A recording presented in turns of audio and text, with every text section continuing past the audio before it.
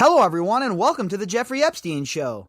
I'm your host, Bobbycapucci, and this is Daily Drop number 278.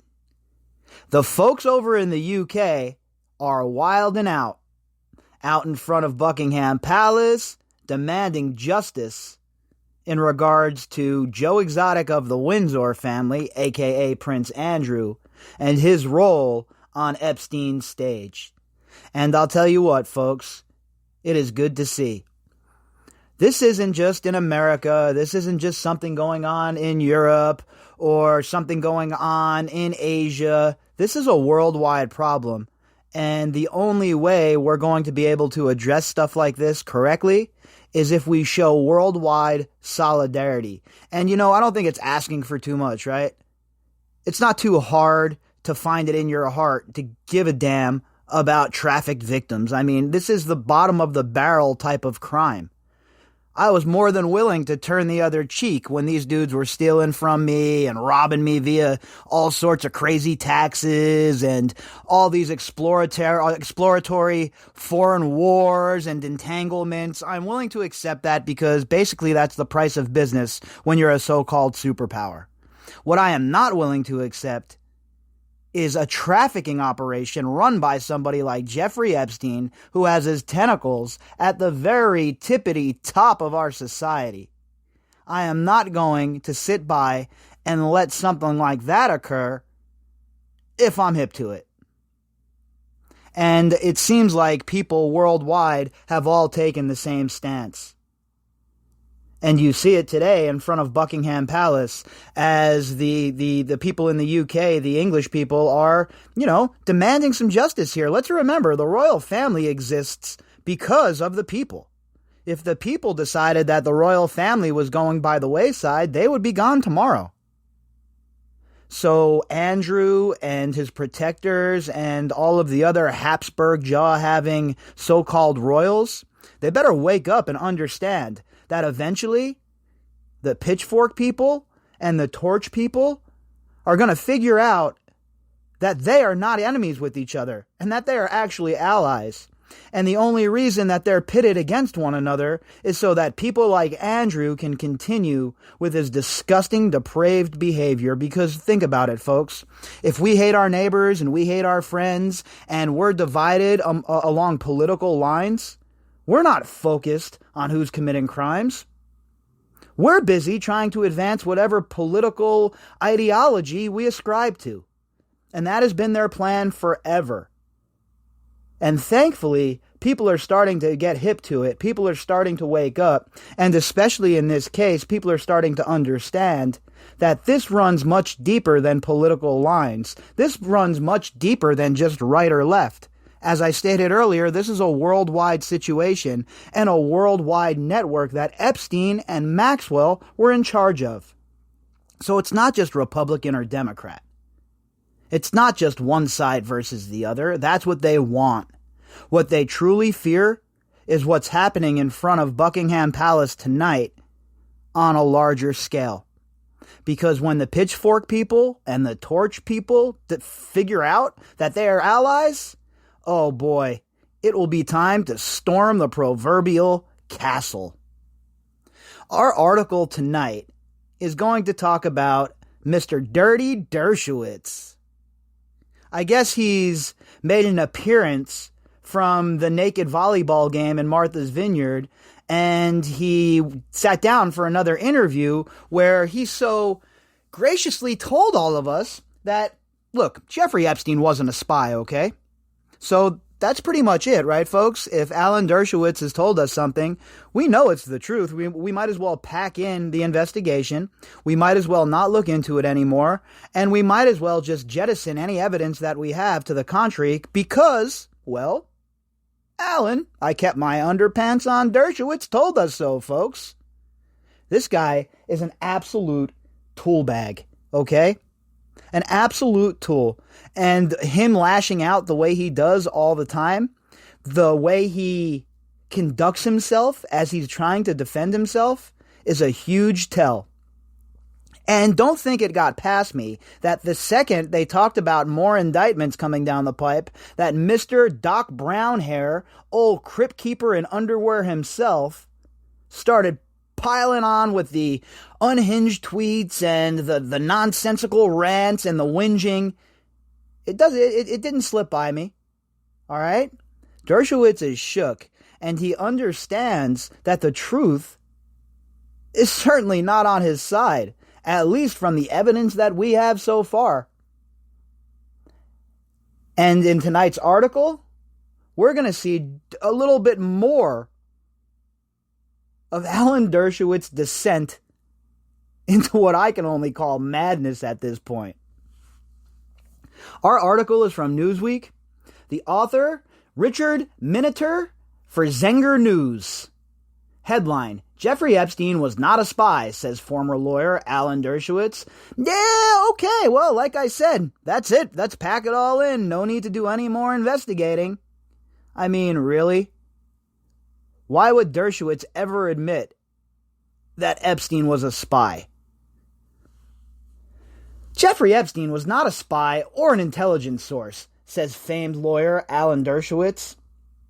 The longtime Harvard Lawyer School faculty member was Epstein's attorney in 2008 and negotiated a plea agreement that stopped the federal government from investigating Epstein. Well, 100% that was the case. And look, he wasn't just a lawyer for Epstein, okay?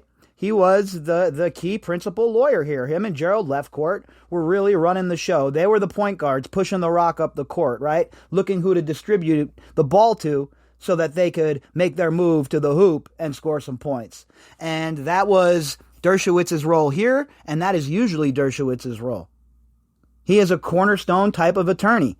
And as much as I think he's a deplorable, reprehensible excuse for a human, there's no denying that he knows his way around a courtroom. So you have a guy like this as your anchor when you have a big law team, and he is most assuredly making the moves and finessing when appropriate. He was the subject of an FBI probe for allegedly soliciting paid sex from teenage girls and transporting them across state lines for prostitution and other related offenses. I mean, Newsweek and Zenger, or whoever it is that ran this originally, is so limp-wristed, folks, that they still say allegedly about Epstein, as if we don't know he was doing all of that, as if the evidence isn't Mount Everest levels high. I mean, it is so weak to watch these sort of legacy media outlets skirt around the truth. Unless you're a political opponent. If you're a political opponent, well, forget it. They're going to go after you with everything in their arsenal. But if you're a sex trafficker and, you're friends with a lot of the moguls and people who run these media giants, well, you're going to get protected a little. And we're going to say allegedly. The plea deal, which covered Epstein and all his alleged accomplices, known and unknown to authorities, was so sweeping that it provoked theories that Epstein was working for a U.S. or foreign spy service, or that he at least was a valuable intelligence source. And why wouldn't it spark questions like that? Nobody gets these kind of plea deals. Imagine John Gotti getting this plea deal. Yeah, we're going to get you a plea deal here, Mr. Gotti. All of your alleged accomplices, known and unknown, are going to be covered under it too. Yeah, right. Zero chance that would ever happen. And you know what? I doubt it's ever happened in the history of the judicial system, to be honest with you. But yet Jeffrey Epstein and all of his accomplices, named, known, and unknown, catch this love? Instead of catching this love, these punk asses needed to catch a fade. Dershowitz spent months with the accused pedophile and said in an interview with Zenger News that all the speculation was wrong. Again, let's not worry about anything we've heard from other credible sources. Let's not follow the evidence on our own. Let's not put the pieces of the puzzle together. Let's just listen to Alan, I kept my underpants on, Dershowitz, because he is such a credible source here. He is obviously a pillar of society and a salt of the earth kind of guy. I mean, how would anyone not take what Alan Dershowitz has to say at face value. I mean, come on, are you guys crazy out there? Epstein pleaded guilty to 2 felonies in 2008 in exchange for a relatively light 18-month jail sentence and immunity from future prosecution for offenses committed in 2008 or earlier. And you wonder why he was so brazen. You wonder why he continued to abuse girls. Because he knew he was untouchable. Teflon, folks, okay? Teflon. This man was obviously an intelligence asset.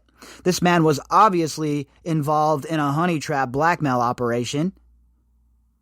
And he was obviously compiling information on very powerful people to put into dossiers so he would have this information to pass on to his handlers. Now, we can argue about who his handlers are until the cows come home. I've been very clear here on the podcast that I believe this was a CIA-sanctioned operation. Now, as far as the people who were running it, the moving parts from the intelligence aspect, I don't have any information one way or the other that would lead me to come to a conclusion. But I am sure that it was a mixture of foreign agents, probably Israeli intelligence and Mossad, and the CIA running this operation to compile this sort of information on powerful people so that they can manipulate things behind the scenes. Because if anybody thinks that the intelligence apparatus of this country and other countries isn't in full control, you have not been paying attention. Dershowitz said in the interview that he was Epstein's lead negotiator with U.S. Attorney for the Southern District of Florida, Alexander Acosta, and would have known about any ties between Epstein and any spy agencies. That is incorrect and just a flat-out lie. If Epstein was being run by the CIA would not go to his defense attorney, okay? They'd go directly to the prosecution, and they'd put a finger on the prosecution because they don't want to leave any loose ends, right? Why do they need a middleman? Why do they need a middleman to go to a federal prosecutor and get him to finesse things in a way that they want him to finesse it? Especially if they're saying, look, your boss is going to call down here and tell you to do the same thing. So you better just get on it, okay? Just do what you got to do there, Acosta. And for Dershowitz to act like because he doesn't know, supposedly, that Epstein was being run as an asset, that's the ultimate tell. That's the ultimate say-so in it, right? The be-all, end-all of what occurred because he doesn't know. Please. We're talking about the CIA here. We're talking about spooks who do this for a living, and they don't leave middlemen around, okay? They go directly to the source, especially if that source is also within the U.S. government. Believe me, I would have known about it, he said. I would have used it to my advantage and to his advantage. Well, the second anyone like Dershowitz starts a sentence with believe me, I do the absolute opposite. I don't believe a thing he has to say, okay? Not about this, not about anything else. If Dershowitz was going to tell me that the sun is going to rise tomorrow morning, I would be questioning it. Dershowitz said he has negotiated plea deals in the past for clients who intelligence agencies consider indispensable. But those sorts of connections never came up during any of our negotiations. Yeah, no shit, this was a black project, you moron. Who do you think you're fooling here? This was a black project that would make them look so bad and so horrible if it ever got out that they had to have separation, that they had to have space from them, the agency, and the operation.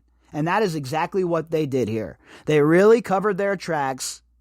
They even used a foreign intelligence agency as a buffer. Just think about that for a minute, folks.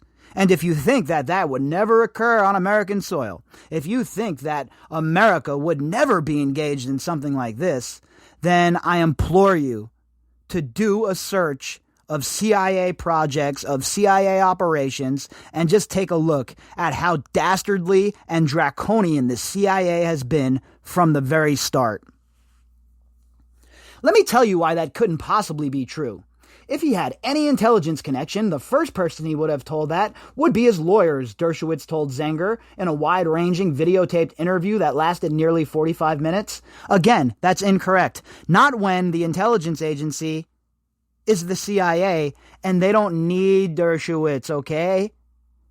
I know you think you're the man, Dershy Dersh, dirty boy Dersh, but the fact of the matter is this: even you shrivel in the presence of these intelligence services, okay? And these are the people that put the pressure on Acosta one way or the other to make sure that Epstein caught a sweet deal, and not only that, that the plea agreement was also hatched so all the other co-conspirators would catch a good deal, so the enterprise could continue chugging along. Because remember, it's all a means to an end with these people, and it is all always about solidifying their own power. I would have gone to the government and said, he's an intelligence agent. Don't prosecute him. See, the government understood that they had to give him a little slap on the wrist, right? They never thought it would balloon into this. They thought that they could cover their ass. Look, Jeffrey, you're going to have to suffer a little bit here, but after it's done, don't worry. Things are going to go back to normal. You're not even going to be a sex offender in New Mexico, buddy. Don't worry about it. So Epstein takes it, goes to jail, if you want to call it that, gets out, and hits the ground running like nothing ever happened. Rumors about Epstein's supposed connection to intelligence agencies continued to swirl after his August 10th death, which the New York City chief medical examiner ruled a suicide. Allegedly. Much of the speculation pointed to Acosta, who made the unconventional plea deal in 2008. Former Vanity Fair journalist Vicky Ward said an unnamed former White House official told her that when President Donald Trump's transition team interviewed Acosta for an appointment as Secretary of Labor, the former federal prosecutor had hinted that Epstein was connected to important intelligence work.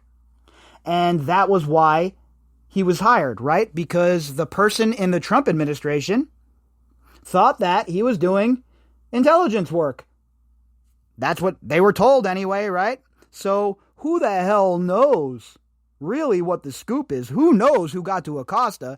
And honestly, Acosta needs to be questioned under oath about all of this, in my opinion. A subpoena should be issued to him, and he should be brought in as a witness. But of course, like I always say, set that perjury trap too. And maybe he'll walk into it. But there's something more here about this intelligence angle. A guy like Acosta isn't just going to come up with that on his own. He's not going to make that up. So this needs to be explored further. And if Acosta isn't willing to talk on his own, then he must be compelled to share what he knows about this. While preparing to face a confirmation vote in the U.S. Senate, Acosta told Trump officials not to worry, saying he had been told not to intervene and would be tougher on the former financier. I was told Epstein belonged to intelligence and to leave it alone, Acosta said, according to Ward's source.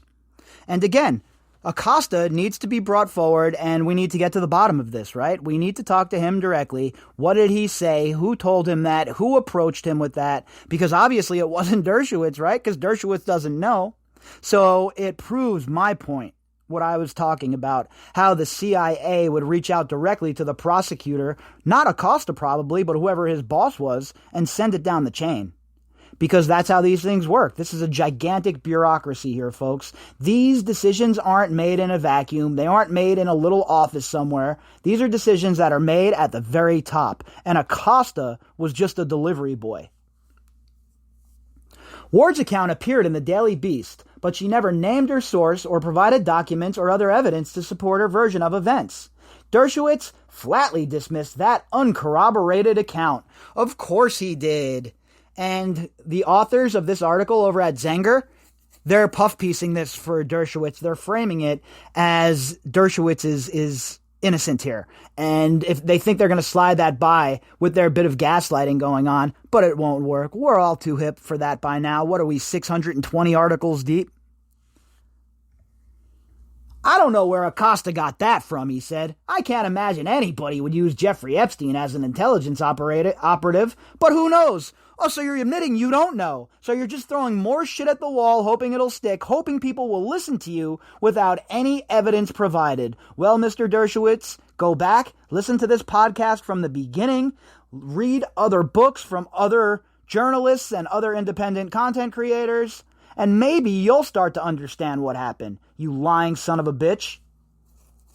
Dershowitz didn't address a book released 4 months after Epstein died, in which a self-described former Israeli spy says Epstein was an intelligence asset and that he was his handler. And the words matter here, right?